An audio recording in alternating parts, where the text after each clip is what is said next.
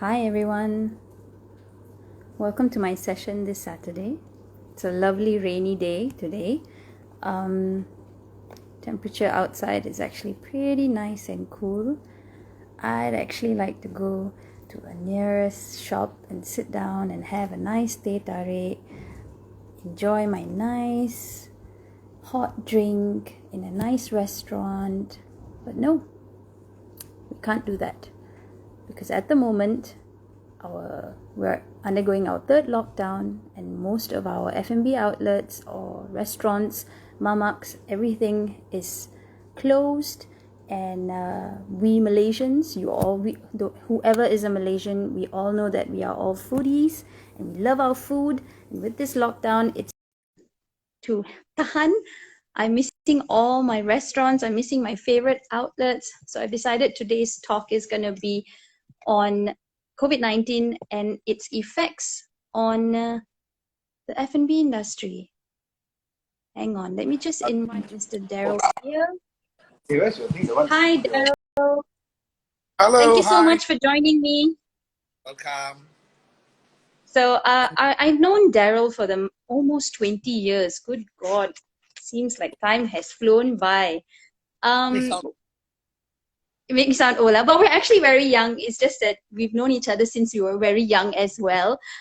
So I've known him for such a long time. He's an entrepreneur, a businessman. He owns multiple businesses, and he also owns two very nice F&B outlets. One is a restaurant called the Pierres dining restaurant. You can follow both. I will tag both the F&B outlets. They're the two pictures that he's actually pointing at. If you see the post that I put up yesterday. And the second one is the Hangover PJ. It's a very nice local neighborhood bar, should I say bar, restaurant, but I love their food there. So just a little add on there. So Darrel, thank you so much for joining us today. Would you like to introduce yourself if I haven't actually done enough justice? Hi, my name is Darrel Pierre. What else? I'm doing this the first time. What else should I say? How long have you been in the industry? The food and F&B, beverage industry, F&B. 5 years now.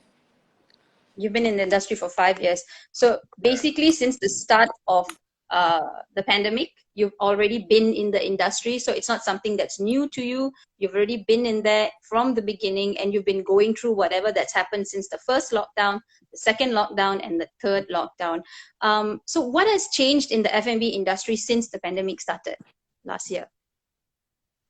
Mainly loss of dining experience. People have lost dining experience. Then style of business have changed, especially to takeaway. And then takeaway options are limited also because the online platform, they cover maximum of 10 to 12 kilometers radius only. So, and then the commercial crowd, that especially the working crowds, are not there, and they are the main source of income for restaurant owners. Absolutely, yes. So everybody is working from home. So most of them, because there's no more dining experience, most restaurants have lost the main source of income because of the work from home. So diners depends on working adults mainly. I mean, 80% of their business come from working adults. And then you talk about weekends, of course, people come out with the family to go eat and all that. Also, it's lost because they cannot bring their family out and stuff like that. So that's about it, lah. I mean, this pandemic is something new that restaurant owners are coping up, trying to find resources or way to survive, lah. So they're choosing a lot of online platforms to promote their business and stuff like that, lah. But there's limitations to these online businesses, lah. It's not as easy as people walk in and we serve them food, they experience the service and stuff like that, lah. And then especially people who work in F&B, their salary is not very high. So they base on tips and service charges, lah, which is now not there for them anymore, lah. Yeah, that's so true. Yeah. So you've basically answered my second question, which is, have you seen a dip in patrons during this whole no dine in period? So obviously the government put up this new rule where you can't dine in, and that has limited, like sometimes, like you said, we are still working. Before the lockdown said like everybody has to stay at home, there was still a huge working force that still needs to go out, have their lunch. Some still have to like sort of pack their dinner before they go back home, or have a quick tea time break, or even breakfast. So we're missing out on all these patrons of yours because they've got so much of restriction during the no dining period. So you've definitely seen a dip during these moments. Definitely lah. Also the curfew hour that business has to be closed at 8 p.m. Also Yeah. the period. You see, lot of people already decide to have dinner around 6:30, 7 o'clock, some 8. So Yes. by the time they make Yeah. a choice, Yeah. the like now, like what we are going through, we get a lot of dining takeaway compared to lunch. So Okay. the volume that comes in for a restaurant like us for dining, we cannot cope up. Okay. So one time the order comes in so much, then the order can only come in up to 7:30. Okay. So the queue goes on so long. By the time the food even goes out at even at 8:05, because of the preparation, because the queue of food that is being prepared for dinner. Yeah. So at 7:30 we got to block off all orders because of the restriction that we have to close at 8 o'clock. So this is Yeah. another negativity about it lah. That is the problem lah, because people are not going to order dinner as early as 4 o'clock, 5 o'clock. People want to have dinner at 8 o'clock. They Yes. want it to be hot. So people are going to start Yes. ordering dinner from 6 to 8.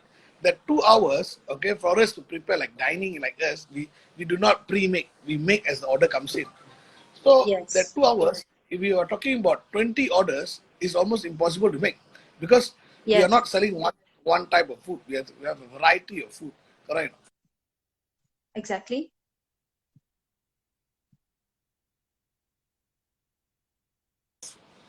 Are No you with worries. me? No, no. We just lost you for a moment, but we were following you. So you were saying it was difficult to handle so many orders that were coming in at the last moment just before 7:30. That was what you were saying just Because now. we have the business to cope up, but we cannot cater to the volume because of restriction of the hours lah. So restaurants Yeah. should not be able. I mean, they should not ask us to close at 8 o'clock. So if we want to close at 8 o'clock, at 7:30 is our last call. So we cannot take in the Yeah. order. There's a loss of income there. So that is Absolutely. another. Yes. So the And SOP is we not done correctly, like you ask me. For dining, doesn't serve the purpose of the dining. Yeah. yeah, correct. So they are asking people to order your dinner early lah. So like our I food see. is more to a dining food. So we already change our concept. We are giving out to take away. So the you got to order as early at 4 o'clock, 5 o'clock. Make sure the food comes in by 6 o'clock. Stuff like that. So I feel they should not limit the restaurant owners to close at 8 o'clock. Like at least you run us until 10 o'clock. They give us Yeah. that few hours of business to sustain. So Yeah, now at you're least for sustaining. dinner time, you should be able to sustain. Because Malaysians, we know that previously there was 24-hour shops, we could eat any time of the day being Malaysians, correct? So at that point, you feel like now suddenly I have to order my dinner before 7 o'clock, before 7:30. I was on the phone with a doctor who finished clinic at Yeah, correct. 7:30, and she was like, okay, I'll talk to you later because I've got to order my Grab right now. Otherwise, I'll have no food for dinner. So there are That's so true. many people out there who are starving at night because they don't have enough time to order the food before 7:30 because of work restrictions or because of whatever restrictions that you have mentioned earlier. Yeah, so I agree. So Maybe extending the hours to 10 p.m. for restaurants would be much better. so it has become a rush hour for dining, and then Correct. the hours are not enough. So they already restricted the small SME businesses that we can't do business, and at the same time they don't understand that our cost is at a constant. That means our rental, our Wi-Fi bill, electricity, and the staff salary is at constant figure. So at least they let Yeah. us operate at a full hours. We are not Yes. allowing dining. That is already a loss of income. But let us Yes. operate with the online platform at a comfortable Yeah. hours lah. That they never thought about lah, because that is But what what about I that is see. But what killing. about food delivery systems? Like you mentioned there was a lot of issues with dining in, so no dining in. So now you have to order takeaway, but not many people can come out of their house because they're locked in. So now you said food delivery. So what are the problems with the food delivery services that we have in our country? I say Food Panda and Grab. Okay, they are a online platform in Malaysia where most businesses are registered with them. Yes. And then because the online platform is theirs, the loss of income is at almost at 30%. They take the 30% charges off the restaurant owners because I they see. are using that platform to sell their food. So I it is their see. service charges lah. So, and on top of that, the Grab and Food Panda only give us 10 to 12 kilometer radius from where your business is located. That Yeah. means a person from Shah Alam or Klang or Chiras Yes. who would like to have our special food, they cannot order because Yes. it's not in the radius system. So 10 there's a kilometers. restriction there. So online I platform see. really does not help the takeaway lah. Correct or not?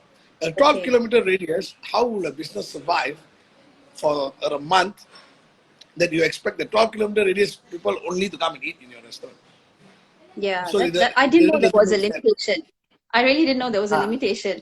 Oh, yes, there's a that's limitation. something new for me. So So online, so many SOPs, even with online orders and takeaways and all that. What about SOPs during the dine-in period? Even that period, I remember there were moments when I went for just food with a friend, and it was like at 1.2 per table, at 1.4 per table, at one point it was anybody per table. So much of confusion. So how did y'all keep track of what are the SOPs that you have in place? And how did you keep track to try to to be maintain safety honest, among the customers? we learned along the way lah. What is right, what is wrong, what is right, what is wrong. We along the way because it was never clear from day one because the SOP from the first MCO to now have so many changes. Correct? So I think Yeah. we adapted along the way. Or this can, this cannot, and all this. To be honest, there is no proper SOP coming out from the MCAN and stuff like that. So slowly, because the council have their own way of doing it, the police has Yeah. their own way of doing it, MCAN has Yes. their own way of doing it. So the combination of the law SOP was not done properly from day one. Everything is Yeah. say do. So much So of everybody had their confusion. own, so much of restriction. So a lot of people were upset, businessmen were upset about it, lah. But no choice. What choice do we have? Because it's a pandemic, and they based on pandemic, the bylaws are coming out by their own, lah. That is the one thing Yeah. was bad, lah. So we people like a restaurant owners, we look at MCAN website, we print out and we show it back to the officers. Hey, how come MCAN saying, since you saying this? And they say, oh yeah, they also not sure. Because they are the downline people in the council and the officers are not briefed of the actual SOP that should be Nice. done in the restaurants. So they penalize the Okay. restaurants lah. Yeah. So people Okay. like me also got summoned already twice because of not following SOP. So we took it with a pinch of salt because we have no choice. Correct? What they are saying is Correct. right. But even if summon us, we are not the one causing the pandemic. Till now, I don't 1.5 years, we have not caused any pandemic. I mean, any clusters at all. Clusters. If you ask me, Yeah. because restaurants they come, they eat, they go. They are Yes. not. There's not gathering. Correct. Yeah. Not for Yeah. hours. How long will people take to eat? Half an hour, 45 minutes, and they eat and Yeah. they go. Because they any Yeah. experience because they got to go to work. Because the lunchtime, they only have 1 hour to eat. They cannot spend the Yes. time more than Correct. that because they have to get back to work. Correct. So there are Yeah, people and who most are of our Malaysian restaurants are also open air, so the ventilation is good. There are yeah, very few restaurants that are air conditioned, but there's also an option for outside. So if you're very yeah. worried about the air conditioned ventilation, you're always more than welcome to sit outside. So I think that also helps in reducing the clusters. And I think every restaurant I've seen in the past 6 months at least have got distances between tables. You've got all your barcodes on the tables. So I think these are methods, and you've got sanitizers at the entrance. So everybody is doing their part at most restaurants to actually try and help to reduce the risk of clusters and things like that. That is what in Pierres, after 1.5 years, what we have learned in Pierres, we have no more human contact. That means when you come to my restaurant and dine in now, you do not meet the waiter. It's all with your own phone. You scan your barcode, you order your food, the order straight goes to the kitchen, somebody comes and serves you, and that's it. Even your payment platform also is all online on your phone. Once you're done with your food, you pay and you go back. So we have already done as much as we can. We have invested in technology, bringing as much less human contact we can with the customers. So that's the changes that have happened. Yeah, So that's the changes that have restaurant happened. owners, Huh? Yeah, so I've invested into artificial intelligence to make people comfortable. So there's less human contact. So there's no clusters. I mean, people don't need to, even they are wearing masks, Yes. they are not talking Yeah. to each other. There's no I saliva see. contact, there's no touch contact, nothing. Yeah. So that is what the restaurant, the Pierres have upgraded to. Lah. So the Okay. I artificial intelligence, also because of the online platform like Grab and Food Panda is only 12 kilometers, we have created our own artificial intelligence with a technology company where right now we use our own app with our link. You can order any part where you are from Klang Valley. That means you can be Ah, in a smaller Selangor, and you can still order food from us.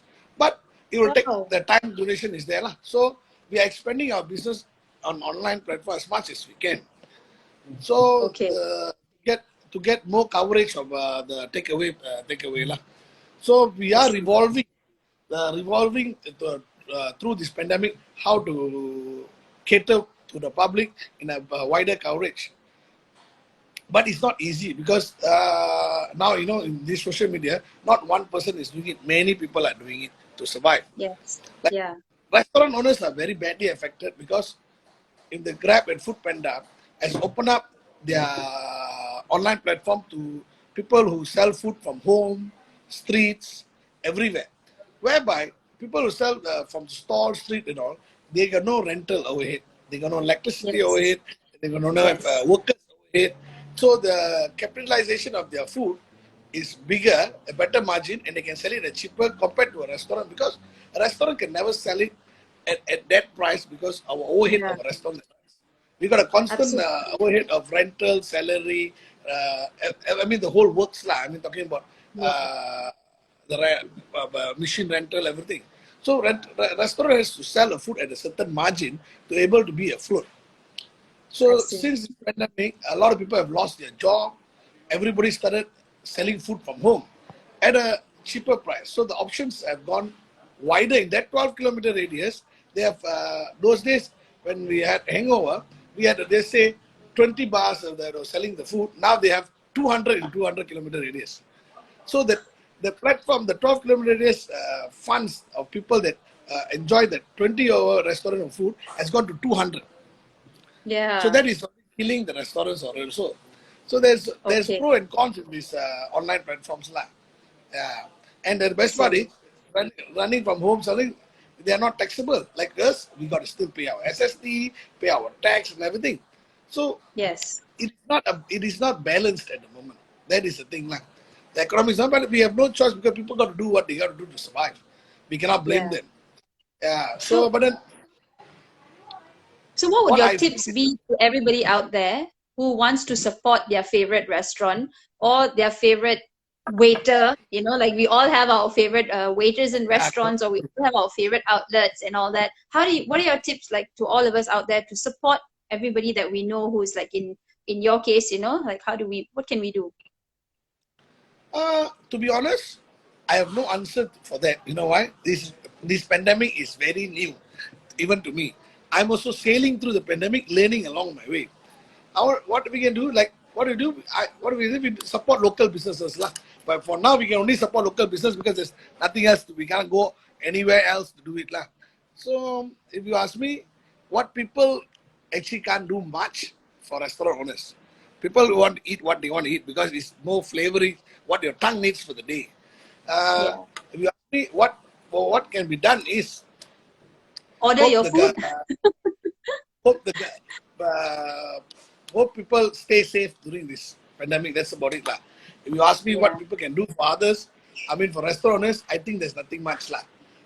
The restaurant owners are on their own actually. I mean their food Maybe I has to just sell. say if you've got a favorite restaurant, you can always order. That's the way that you can support them to keep them afloat. Order your favorite foods from the restaurants in whatever way that you see possible. And once the restrictions ease up, go back to your restaurants, and support them by going back to the restaurants and following the SOPs that have been set in the restaurants. I think one thing I've seen a couple of times in the past 6 months was people fighting with waiters because, oh, I don't want to wear a mask, I don't want to sanitize my hand, I don't want to do this. I think there's unnecessary fights in restaurants or eateries just because you don't want to follow the SOP. So maybe my advice to everybody would be like to go back and support your favorite restaurants and follow the SOPs that are in place to keep yourself and other patrons in the restaurant safe as well. That's true. Yeah. That's very true. Would you have anything else you want to say, Darrel, before we end? Nothing much. I just hope everybody try out my food in Pierres and make it their favorite. After trying out, I hope it becomes their favorite restaurant. Just to note, I'm a vegetarian. They also have really delicious vegetarian options as well on Pierres, as well as in Hangover PJ as well. So thank you so much, Darrel, Pierre. Sorry, you want to say something? No, you can check out the calzone. The calzones are vegetarian. Ah, yes. Yeah, I did. Thank you so much. Oh, Fatima joined us as well. Right. Thank you so much for this lovely evening talk. So I will see you hopefully soon once this lockdown ends and have my tofu sambal pizza once again. Okay, we'll do. Take care. Thank you so much. Bye. Rakhee, bye-bye. Bye.